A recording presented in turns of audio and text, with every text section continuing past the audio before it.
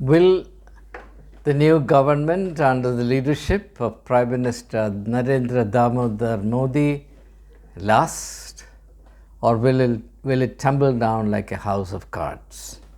A warm welcome to everyone.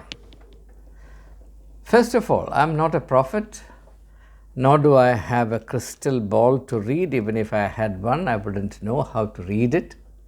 So, my simple answer is, well, I don't know.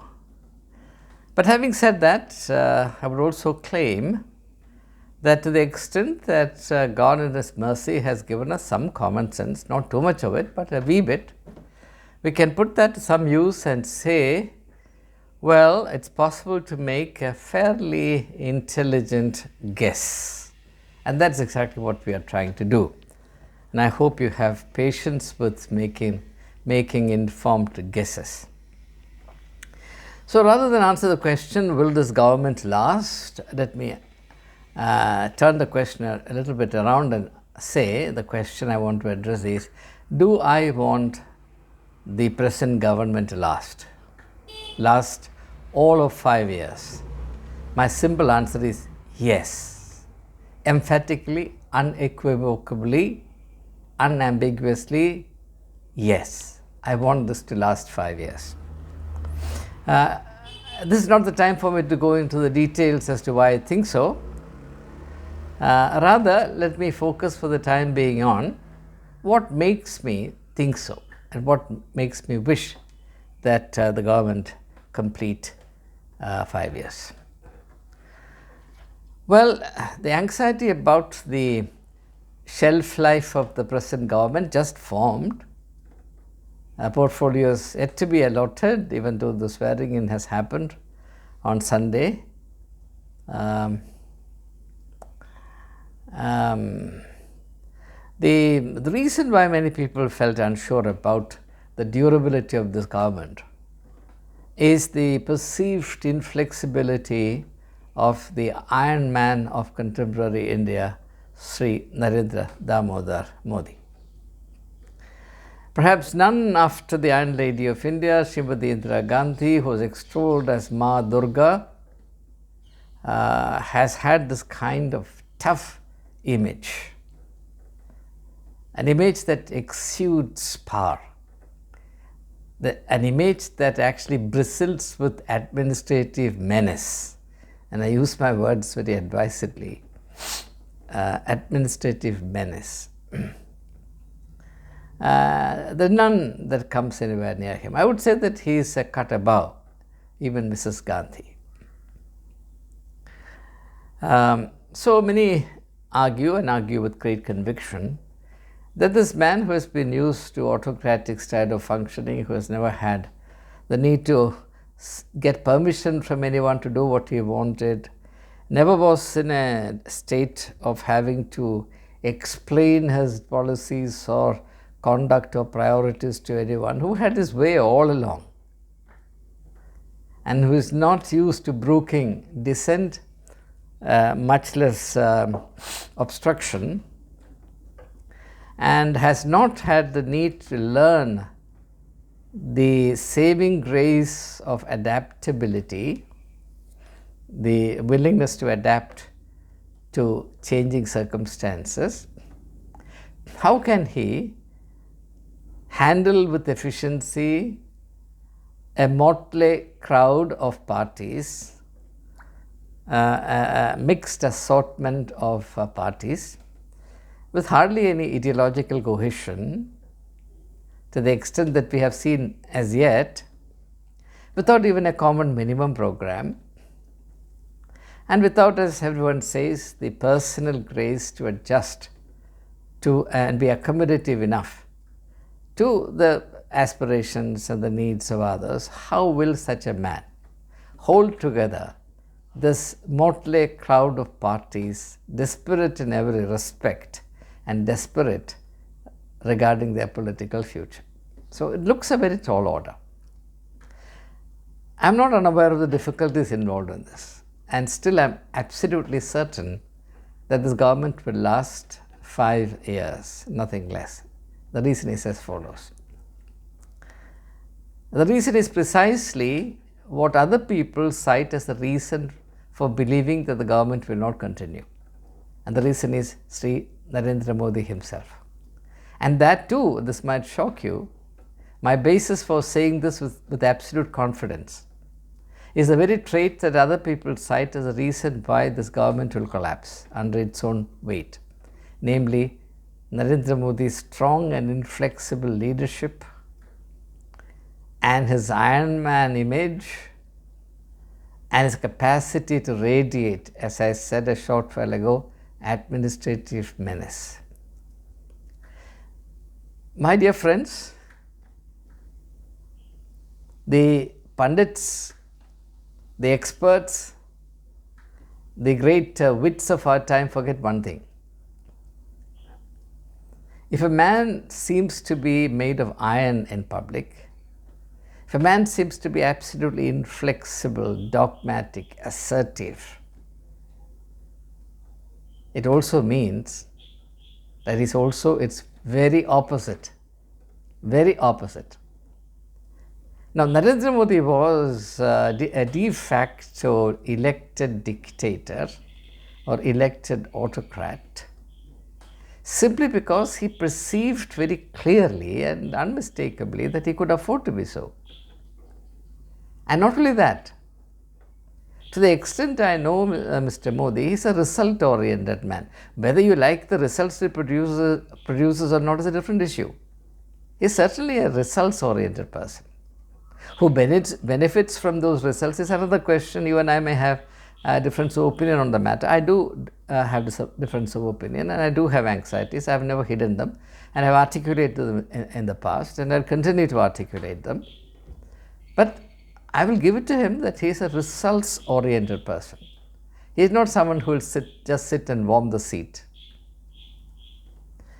Now, therefore, perceiving that it was safe for him to behave like a dictator, he behaved like a dictator, he acted like a dictator because he knew that given the psychology of the Indian people, the democratic style of consensus building, mutual consultation, coaxing, cajoling people, convincing every Tom, Dick and Harry is far too cumbersome to be effective.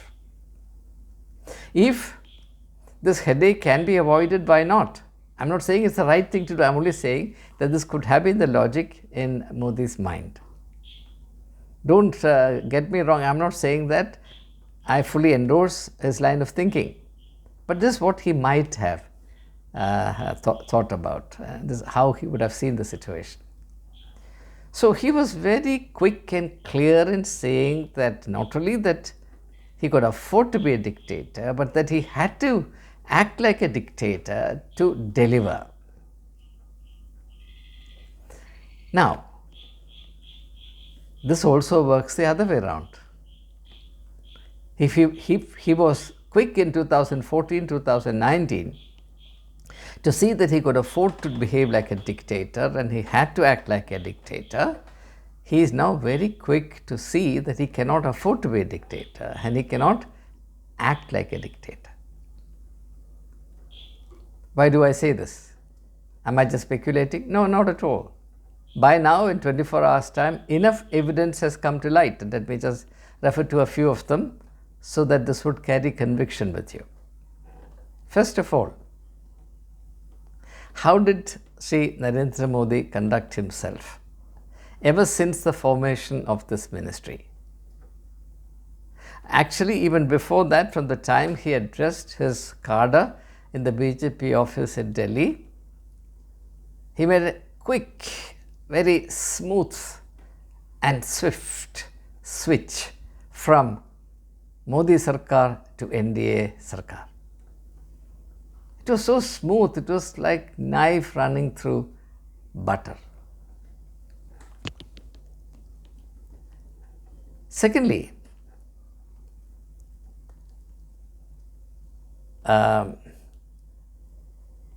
he projected a very meaningful signal or two symbolic gestures. One is that he was clad in a green jacket. Now, green, of course, as everybody knows, is a color associated with Muslims. In fact, he is killing two birds with the same stone. Green is the farmer's color. It's also the color associated with Muslims. There is a message in that. And that message is meant to touch primarily Chandrababu Naidu, who is now virtually the kingmaker. This is how political communication takes place, and Narendra Modi is a past master, is a genius at it. He doesn't need many words. People think of him as a great orator, the power of his tongue, etc., etc. No, he is far more effective, deft in the symbols that he uses and the slogans that he coins. More of that on a future occasion. So this was one symbol. The other symbol was that he takes the Constitution of India and kisses it in the most reverential fashion. It's also a message. It's a message communicated not merely to the people who are assembled in that room, but also to people far and wide, because he realizes that the most deadly propaganda against him in the elections just concluded is the propaganda aimed at fanning anxieties, especially among the scheduled caste, scheduled tribe in this country, that the constitution would be subverted if Modi came back to power with adequate majority, 2/3 majority. So he is communicating a message to the people at large that there is a change in his outlook. Now you would remember that in 2019, soon after the elections, when he addressed the party workers in the same BJP office, he was gung-ho over the achievement that the word secular has been wiped out of the political dictionary of India. But in 2024, he does obeisance to the constitution, which proclaims India to be a socialist, secular, democratic republic. Secularism has come back, not in words, but through a symbolic gesture. Furthermore, let's walk a little further ahead. Today, the very first cabinet meeting took place, and I was studying the visuals available on television screens. The people are sitting around a big oval-shaped seating arrangement. It's not obviously one table, but a secular arrangement. Modi sits there, flanked by Rajnath Singh and Amit Shah. But behind him, that's the most important thing, there was a large image of Mahatma Gandhi. I was surprised. Believe you me, I was surprised. I was pleasantly shocked, though that expression may be a contradiction in terms or an oxymoron. I was pleasantly shocked. For a while I was disoriented. I said, what is it that I'm seeing? Mahatma Gandhi looming large behind Narendra Modi. I can't think of Narendra Modi tolerating an image rather than that of himself under any context. But there's a huge change. That change cannot be missed. Let's go a little further. The two policy decisions, the two administrative decisions that the cabinet has taken under Modi's leadership so far. The first pertains to the welfare of farmers, Kisan Kalyan, the welfare of farmers. Can you believe it? You have to believe it, because that's what happened. Modi is no longer talking about big industry, digital India, and India becoming, make in India hub, and India becoming a superpower in industry, this and the other. Nothing of the sort. Farmer. And when I saw that, my mind went back to the event in Chandigarh airport. Kangana Ranaut, who thought she would be singing music to the ears of the leaders of the BJP party by abusing the women or the elderly woman belonging to a farmer family who sat at the farmers' protest site. And I don't want to quote her words because these are not civilized words. And being slapped there. And of course, that poor lady will get into serious trouble. as she must if she has taken law into hands. I have nothing to say for her. Nobody should take the law into one's own hands under any circumstance whatsoever. That should also go for cow rakshaks and the kind of, love jihad, vigilantes and all the rest of it. Anti-Romeo vigilantes. Every group that is baptized into legitimacy for using brutal violence against people who are supposedly disliked by those in authority. If it's wrong for one person or one group to take law into his or their own hands, it's also unlawful for everybody else to do so, no matter who that person is, how high or low, how well connected or not. So, farmer has made a comeback. Farmers' welfare has become an agenda. In fact, it has become the number one agenda. Chronologically speaking, at least, we do not know how this would pan out over 5 years, but as of now, this is the reality. Think of the next important decision, and on that I'll close. The next important decision pertains to building 3 crores of houses, Paka houses in rural and slum urban areas to meet the needs and aspirations of the poor in rural India as well as urban India. So the poor is back on the political agenda. Surprising, amazing. And I repeat again, had a pleasant shock. So that's why I'm saying Mr. Modi can adapt and adapt very well. He's as good playing at being the inflexible iron man whose will nobody can gainsay, nobody can resist, whose writ must run from one end of the country to the other, is equally good in playing the role of a consensus building, consensual man, a proper administrator with a compassionate heart, a people's prime minister, someone who is in touch with the pulses of the suffering masses of this country. My dear friends, if this is not change, what is? This change is so dramatic, it cannot be missed. So, Modi has proved in less than 48 hours that he is second to none in terms of the capacity to adapt. Adapt. He's a past master at it. Because after all, as the existential philosophers used to say in the 20th century, we are all playing our roles. This is role playing. 2014, 2019, Narendra Modi was playing the role of a power exuding, inflexible leader whose will nobody will dare to question. In 2024, with equal felicity, he'll play the role of a very benign leader, a servant of the people, who is in touch with the hopes and aspirations of the common man, whose priority is the poor, and who will put the resources of the nation, at least a small part of it, at the disposal of those who are in dire need. How this will play out in the corporate sector, how the corporate mighty demigods will view all this, I don't know. Will they be incensed at it? Will they be insecure? Will they think that this man has now become their enemy? Will they plot to throw him out of office? I don't know.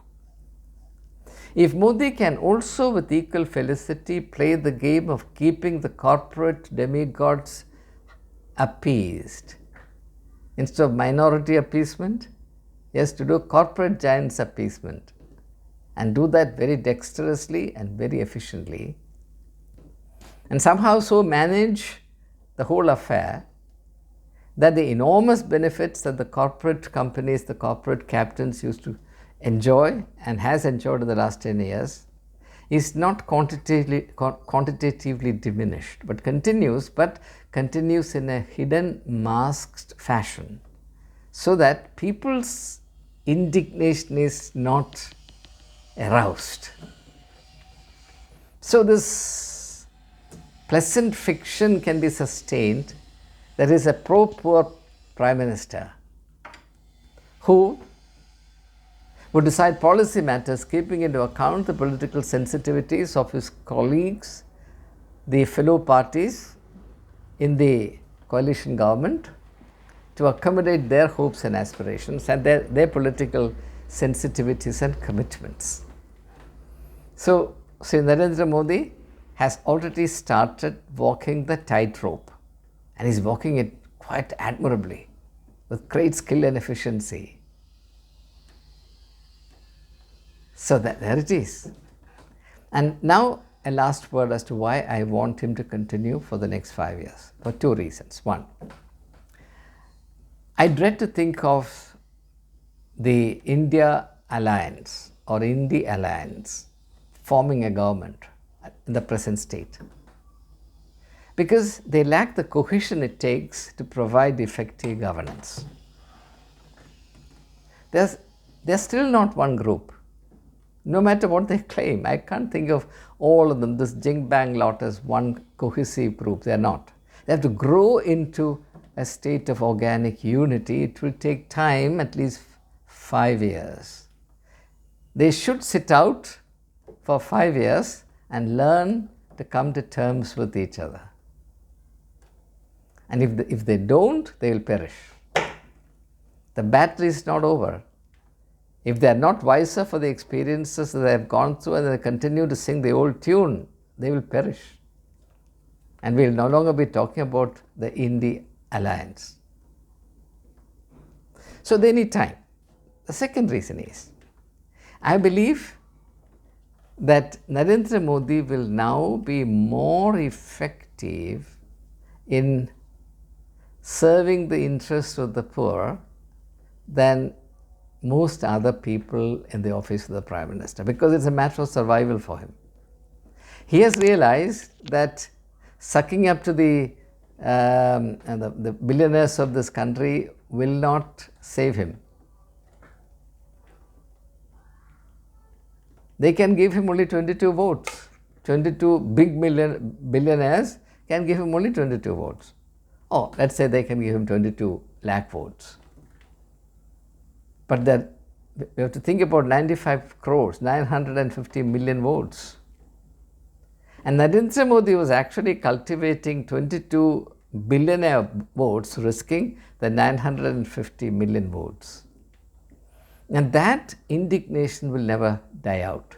It will actually aggravate.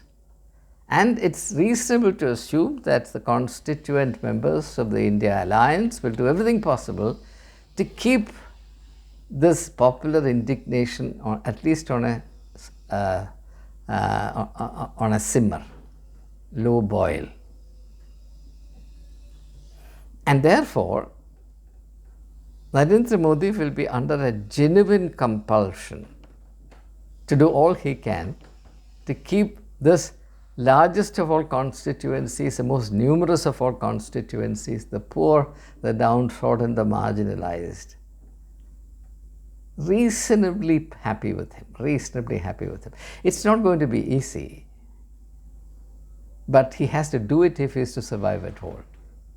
If he once again slips back to the old myth that with the help of these big corporate whales he'll be able to control the whole of India and buy out Indian democracy, he will destroy himself. So look at it from any angle you like. Indian democracy is now poised in a very precarious and extremely interesting stage.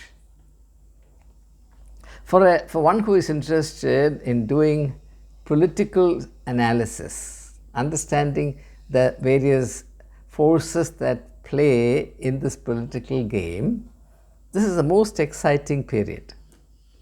So may I suggest to some of my viewers to open a file and keep noting down whatever facts come to your mind about how these things are developing over time.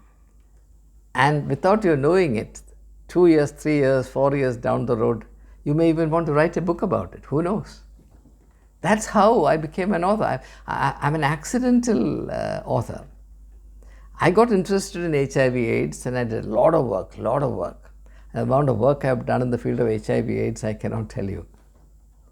So 4 years into that intense work, I reached a point where I had to write a book. My first book was not on literature, not on theology, but on HIV/AIDS. And I used to be a resource person for all the national, international conferences at that time. And when I used to be introduced to the audiences, and I was always introduced as a professor in English literature, and eyebrows used to be raised, and many of the doctors and scientists would come to me and ask, what right do you have to meddle with this subject? This is not literature. What business do you have to do? I would ask them a counter question. What relevance do you have to HIV/AIDS? Because there is no vaccination, there is no treatment. Then how are you relevant? And how am I not relevant? And that they wouldn't ask me any further questions. So what I'm saying is, because I did a lot of work and I kept at it, a time came when I was so seeped with the ideas and insights into this global pandemic that I had to write a book. And it turned out to be very, very well received. Very well received. Anyway, so very exciting times ahead. Once again, let's not forget the original topic. Will Sri Narendra Modi and the government under him last 5 years? Yes, 5 years. Not 4 years, 5 years. But what the opposition parties do, how they conduct themselves, to what end, to what purpose, is the most important thing, and that's something they have to watch and see. Whether they'll have the sense of responsibility, sense of purpose to slowly emerge from their cocoons and to form themselves to a cohesive organic unity, which is committed to preserving the health and vitality of Indian democracy, which is committed to and is duty bound to protect the interests of the common man. That will be good news for India. And I don't have to repeat this truism.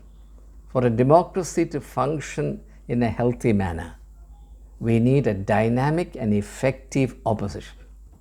So any party, any bloc, any ideology that is desperately keen to eliminate opposition is inherently dictatorial. And I'm glad that the people of India have seen through it without anybody telling them about it in so many words, and they have given a decisive verdict against dragging India into the den of dictatorship. The people have spoken, and they have spoken for themselves. And I hope the partners of the India Alliance will understand this and will realize that their hope lies with the people of India, and that they would identify themselves more and more closely, meaningfully, and heroically with the plight of the common man, and serve as the voice of the voiceless and the aspirations of those whose hopes have been crushed for centuries, that they too may see a good day ahead. Thank you. Jai Hind.